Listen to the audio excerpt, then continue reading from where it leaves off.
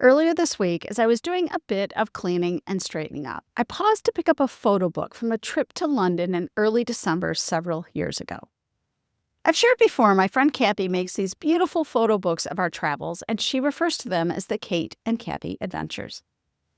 Every time I look through one, I'm reminded at how much ground we managed to cover on our trips. And the laughs, the surprises, and even the mishaps that turn into great stories later.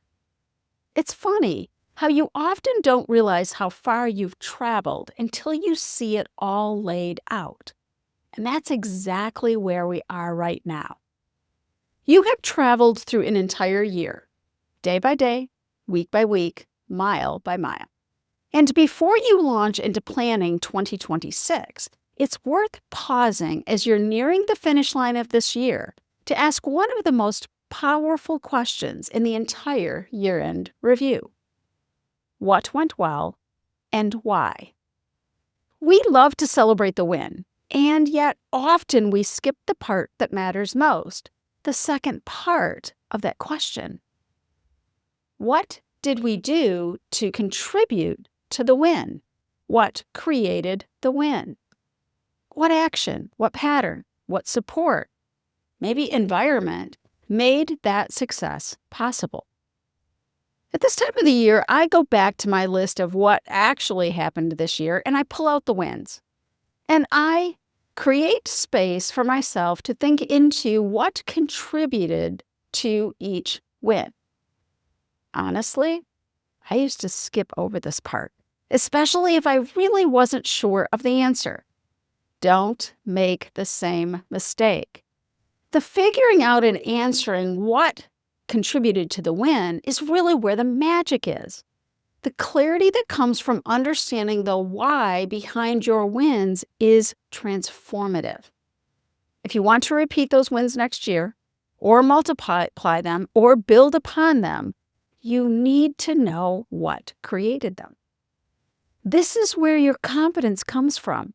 Your confidence does not come from hype. It does not come from hoping. Your confidence comes from understanding yourself and your patterns. So here's your challenge this week. Write down your top 5 wins so far from 2025.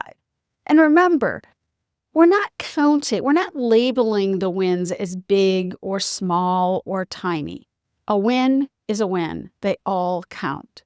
So choose your top 5, maybe your favorite ones, and identify the one thing that contributed most to each one. Now, here are some of the common ones. A routine possibly that finally clicked in. A person who supported you, perhaps offered a suggestion, a tool or process that made things easier, a mindset shift.